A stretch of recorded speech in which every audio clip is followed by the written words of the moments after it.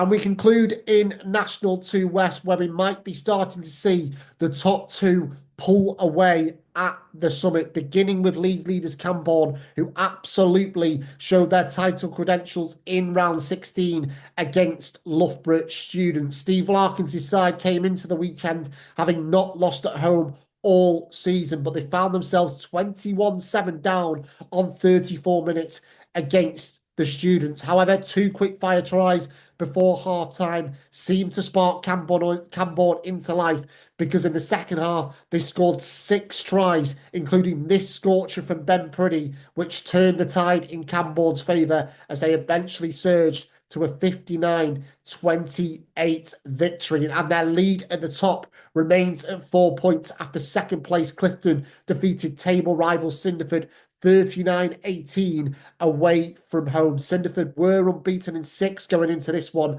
but the Lavender and Blacks were able to shake off some post-Christmas rust to claim a 10th successive victory. So this wonderful run of form continuing for Clifton. And if you joined us on the National League Rugby preview show a couple of weeks ago when we featured Clifton, Director of Rugby Matt Salt has told us that, look, he wanted to wait till the end of January, the start of February, to assess where Clifton were. But as you can see by looking at the top half of the table, they are very much in this title race and very much in the title conversation. And Clifton actually go to Camborne next weekend, so a big couple of weeks for the top two in National 2 West.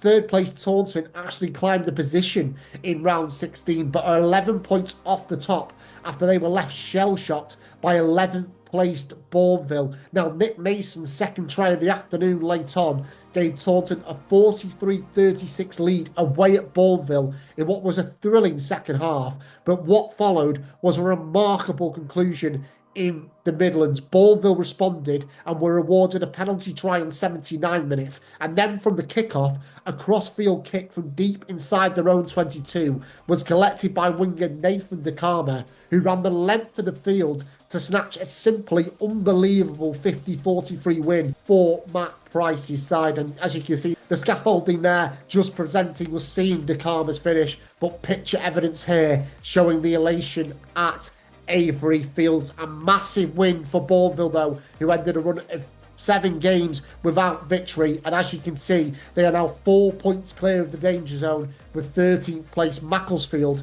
collecting 2 bonus points in a narrow 29-27 loss away at Old Redcliffian. But going back towards the top and going back to Taunton, they currently sit third in the standings, and it looks as though they will be playing catch-up with the leading pair of Camborne and Clifton in this second half of the season. Now, the Titans were relegated from National 1 last year for the first time in 3 seasons, and in a highly competitive National 2 West, they may have been one of a cluster of clubs who were tipped to challenge for top spot this term. But Taunton, who are rebuilding a little bit this year, may have a hill to climb if they are to achieve that in 2024-25. But the immediate focus for Tony Yapp and his side will be returning to winning ways, and they have an opportunity to do that under the Friday night lights of Veritas Park when they entertain Exeter University. And Taunton are our second feature club of the week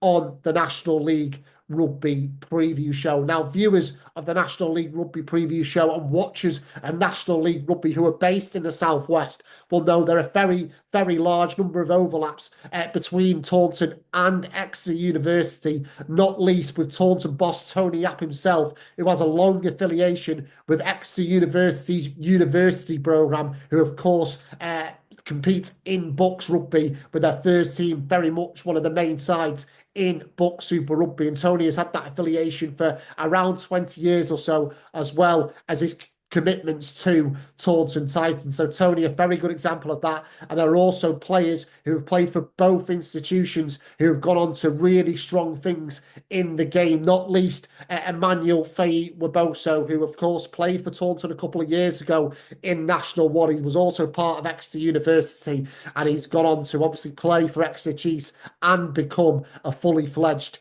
England international. Guys like Sam Skinner as well, he's gone on to represent Scotland. And there's also a current example of exciting emerging talent, Noah Fenton, who was scoring tries for fun on the wing for Taunton a couple of years ago, but has now been doing that in the green and white of Exeter University this season in National League Rugby. And with these kind of player examples, they do fall under the umbrella of Premiership outfit Exeter Chiefs, who do really place an importance on allowing their young players to develop in the national leagues with clubs like Taunton and Plymouth Albion and National One, as well as Exeter University in National League Rugby, and of course in the Bucks rugby system as well. So ahead of Taunton versus Exeter University on Friday night, we caught up with Titans boss Tony Yapp and skipper Ratu Vakalutukali, but we were also lucky enough earlier this week to get a few minutes with Exeter Chiefs Director of Rugby Rob Baxter, and that is included in this feature. So, Tony, let's begin with yourself, of course. And, coming into this season, there was a bit of talk around Taunton with them coming back into National 2 after a few seasons in National 1. But as we sit here going into round 17, which starts on Friday night for you guys, where is the dial in terms of this season, in terms of how satisfied you are with where Taunton are at? I think we're pretty happy with large parts. I think to underestimate the level of the teams in this league would be silly. We missed out on the last game of the season in National One to get sort of to drop back down again. But we were in a position where we wanted to try and retain as many players as we could, bring a few new players in as well, and we saw this as an opportunity to sort of rebuild it and move on again. A lot of teams sometimes they tend to get relegated and then really struggle. I think we've sort of equipped ourselves quite well to sort of push ourselves back towards the top of the league. And I think we've been really pleased with a lot of results, probably a little bit disappointed with some as well. So a bit of a mixed bag really, but on the whole, it's from a club point of view, everything's very positive. We had a rough idea of where National 2 West is in terms of competitiveness. It's definitely not far off National 1. We knew it was going to be tough, sort of physically, with a lot of sort of local games and local teams that we play against. So we didn't come into it surprised at all with how tough the league is. And Tony, I don't want to kind of focus on it too much, but I've got to kind of mention the Bourneville game last weekend. It was a remarkable game to kind of look back on, and I'm sure it wasn't the easiest one to watch from Taunton's perspective. But now the dust has kind of settled a little bit. Are there any takeaways you can take from that match going into this Friday night? Yeah, first and foremost, probably how well Bourneville played. I'm not saying it was a surprise, but based on their league position at the moment, I think speaking to them afterwards, they said it's by far the best game they played, and credit to them that they stuck at it right until the end. And I think from our point of view, we didn't start overly well and give them a little bit more momentum than we would have liked to. And I think from then on, it was sort of the game swung both ways, and a couple of basic errors from us sort of late in the game cost us, but we will learn and move on. We've got quite a young squad. We've got a good relationship with a number of local schools, and we've had a number of young guys get involved. We've had 4 18-year-old boys play. We've had guys from Blundell's, from Clifton, from Millfield. So we've got quite a young squad, and those guys have played a lot over the last few seasons. We had another guy making his debut on the wing, so it's a good opportunity for us to give people a chance. But on the flip side, we are sort of competitive. We are looking to try and win games, and as frustrating as it was on Saturday, the good thing about this league, the games come thick and fast, and you've only got 7 days, well in this case 6 days, to get yourself organised and try and put things right. So we're really looking forward to Exeter on Friday. And just sticking with you, Tony, on to kind of Friday night with Exeter University. And for you, how are these games for you personally? For people who don't know, Tony has kind of had a foot in the Exeter University camp for, I'm not sure how many years now, Tony, maybe like 15, 20 years. I think it's just over 20 years. Just over 20 years as a coach, but also helping sort of the Bucks University lads with the kicking as well. So how are these games for you, Tony? Because I guess you kind of know so many people on the opposition. Yeah, it's quite a difficult one. I know Gareth very well. I know Rich Hodges very well as well. And, we all get on well. There's a real respect between the two teams as well. We play each other in pre-season. So we've got a really good relationship. And it's one of those games where it's going to be competitive both ways. I was with some of the boys on Tuesday morning for a kicking session, and they're quite quick to point out that we'd lost to Bourneville. So I was quite quick to point out that we're trying to put things right for Friday. So hopefully we can do that. And my priority on Friday is certainly with Taunton. But at the same time, over the course of the season, I do look out for the results of Exeter and support their campaign as well. So and obviously their Bucks campaign. So from that point of view, there's sort of a slightly bit more riding on it, I suppose, in terms of having a foot in both camps. But like I say, outside of this weekend, then I'm supportive of both of both teams. And for you as a player, Ratu, obviously, two big teams in the Southwest. What are these occasions like for players to be involved in? Because I guess there are relationships and friendships on both sides, and players may have played for both teams. I think Noah Fenton's probably the most recent example, playing for you guys last year in Exeter University this year. Yeah, absolutely. Taunton's always been fortunate enough to get some of the fruit from Exeter Uni and like Yappy said, the local school. So there's a lot of sort of friendships involved between the lads playing at different clubs and all of that. But I guess that actually fuels the game a lot more. So so knowing that you've got people playing on the opposition who sort of outside the rugby club always brings a better spectacle to the game, I think. So hopefully this Friday there should be no disappointment in that. Yeah, and Tony, just kind of on the sort of wider picture in terms of kind of the overlaps between sort of Taunton and Exeter University in recent years. Obviously, Manny Fayuboso is probably the most notable example, but you've got like guys like Sam Skinner. I mentioned kind of Noah Fenton as well. It just adds to the occasion, doesn't it? That some of these lads that you've probably worked with on both sides in a weird sort of way have been part of this in the past, and guys currently you're working with as well. Yeah, no, it's great. We're very fortunate with where we're situated. We're sort of between Bristol and Exeter, so we're able to sort of pick up on the players that are available in that area. And I think we've had a lot of success over the seasons with players coming on loan. We've had, like I say, Manny came in, within 12 months of playing for Taunton, he's playing for England, which is amazing. And we love to see players go on. And I think for us as a rugby club, one of the biggest things for us is trying to create opportunities. So when young, ambitious rugby players come in, it's trying to create opportunities for them. Can we upskill them? Can we improve them as players? Can we sort of push them off in the right direction? And as a club, we're so proud to sort of look across the leagues or across international rugby and Premiership rugby and see people like Manny, people like Stu Townsend, Joe Simmons, the list goes on. Jake Warden was another one, and to be able to see those guys playing on TV, it's very good for us. And like I say, from a recruitment point of view, it's very much a case if you're young, if you're ambitious, and you want to play at the highest level, and you're willing to work hard, then hopefully Taunton's a good place for you to come, because hopefully we're in a position where we can try and upskill you and give you that opportunity to move on and play at a high level. Oh, for me, it's very important. I mean, if you look at this week is a really, really good example for us as a club and the systems we have in place alongside Exeter University. So we're currently in an England under-20 period. So quite a number of our academy players, which is quite a number of the university's frontline players, are away with England. That makes them unavailable for today's Bucks game, where they're away at Nottingham. That means the Bucks team have called up quite a few lads who would be playing in that Saturday team on Friday, which creates even further opportunities for guys probably to be getting their first taste or an extra taste of adult rugby for the first time, what you'd call truly adult rugby, for the first time playing for Exeter University against Taunton, who are a good team, one of the top 3-4 of the league. That's the kind of systems you want to have in place, where there's a step up, there's a step up, there's a step up, and you can feed one into the other.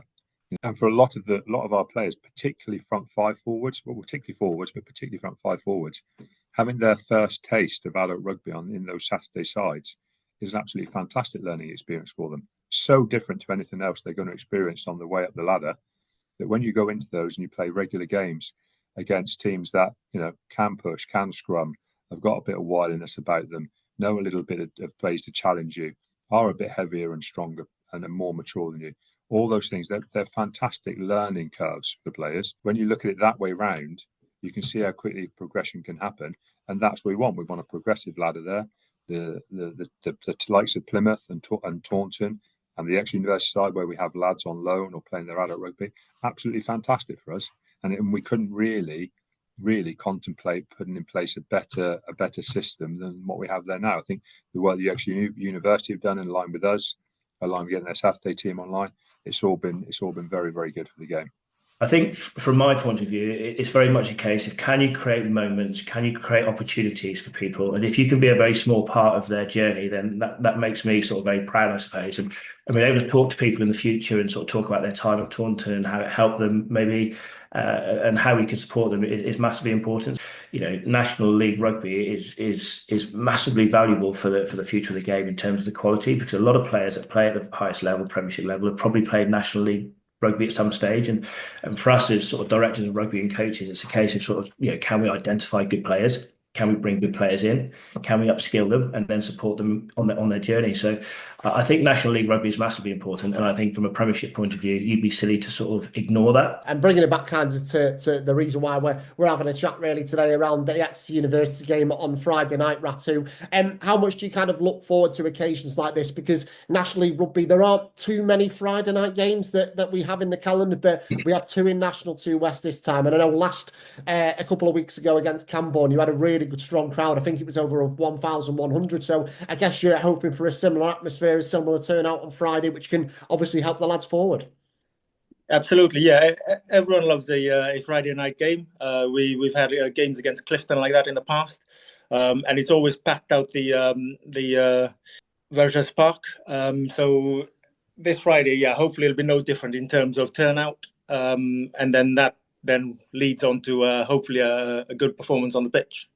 It's massively important for us that we sort of, you know, get back onto it. You know, in terms of our performance, you know, over the course of the season, we're looking to finish as high as we possibly can. So we, you know, old cliche, but we're taking every game as it comes. And I think this week, I say it's 6 days after a disappointment up at Bourneville to put things right. So I know the guy, he trained well last night. Everyone's sort of geared towards Friday.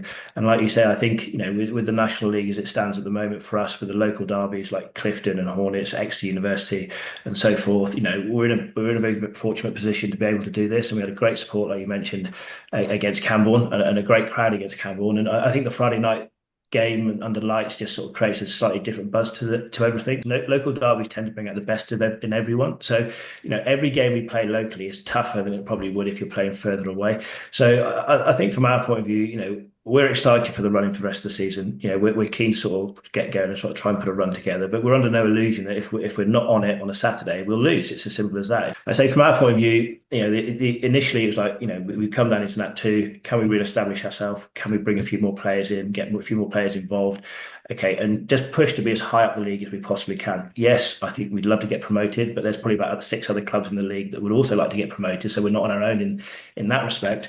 So for us, it's a case of performance, putting together the best performances we can, picking up the best results that we can, and just trying to finish as high as we can. And then, you know, as we go into next year, then the challenge would be to finish a little bit higher and just keep working to build the club around that. So a big thanks to both Ratu and Tony for their time this week. And also thanks again to Exeter Chiefs and to Rob Baxter for their support around the National League Rugby preview show. Now, we did something similar with Sale Sharks director of rugby Alex Sanderson back in December when we featured Preston Grasshoppers in National 2 North. So if that interview is also of interest to you, do check it out as it's available on our YouTube channel. But from an Exeter Chiefs perspective, they were more than happy to help on this occasion. So thanks again to them. And of course, thanks to Tony and Ratu once more. So in terms of the game itself between Taunton and Exeter University, there's a 7:30 p.m. kickoff at Veritas Park, with Exeter arriving in Somerset at 1 place and 2 points above the danger zone, but they do have a game in hand, while the hosts will be keen to improve on just one win from their last 5 matches. And just quickly, there is a 2-course carvery taking place at Veritas Park on Friday night, and guests are able to book a table via Taunton's club office. So if you are interested in doing so, the details for Taunton's club office are in the description of this video, so you can make a really good evening of it on Friday night. It is also Taunton's 150th anniversary this year, and they are holding an end-of-season event on May 17th. So if that is of interest to you as well, and you're one of these people who like to book things in advance and look ahead, do contact the club office. As we say, those details are in the description of this video. So what else have we got to look forward to then in round 17 in National 2 West? Well, along with Taunton's meeting with Exeter University, we have a second Friday night game with Loughborough students hosting Bourneville. Students can take positives from their performance against league leaders Camborne last week as they target a third home win on the spin, while Bourneville will have a spring in their step ahead of this Midlands derby after round 16's heroics against Taunton. On to Saturday, where second place Clifton will be going for 11 wins on the bounce when they host Hinckley. Hinckley picked up a very good 54-31 victory over Hornets last time out to make it 3 wins from the last 4 matches. And in fact, the last team to beat Clifton were Hinckley back in round 5, a 32-26 win on that occasion. But going to Station Road will be a different kettle of fish. Fourth place Cinderford will be looking to get back on the horse at the first attempt when they travel to bottom of the table Devonport Services. Devonport Services really gave 5th place Luctonians a run for the money last time out, but just couldn't take their opportunities in a 12-5 defeat at Mortimer Park. But can they take some of those plus points into round 17? Another near miss for Devonport Services last week. Tabletoppers Camborne are the latest team to travel to Hornets. We know Hornets have a really good home record, a really good recent home record. They were unbeaten in 6 at the Nest, and they ran Camborne very close in the reverse fixture back in October when they lost 33-27 at the recreation ground. So can they cause a few headaches for the league leaders again? Macclesfield will be seeking back-to-back home wins when Luctonians visit Cheshire on Saturday. The Blues really did put in a positive showing on Old Redcliffians last week, where they held the lead twice but were narrowly beaten in the end. But we know just how capable they are at Priory Park. As for Lux, they'll be looking for their first away win since September after 4 without a victory on the road. And an informed Red Roof, who have lost just 1 of their last 7 matches following last week's success away at Exeter University, host Old Redcliffians, who will be targeting 3 wins in a row.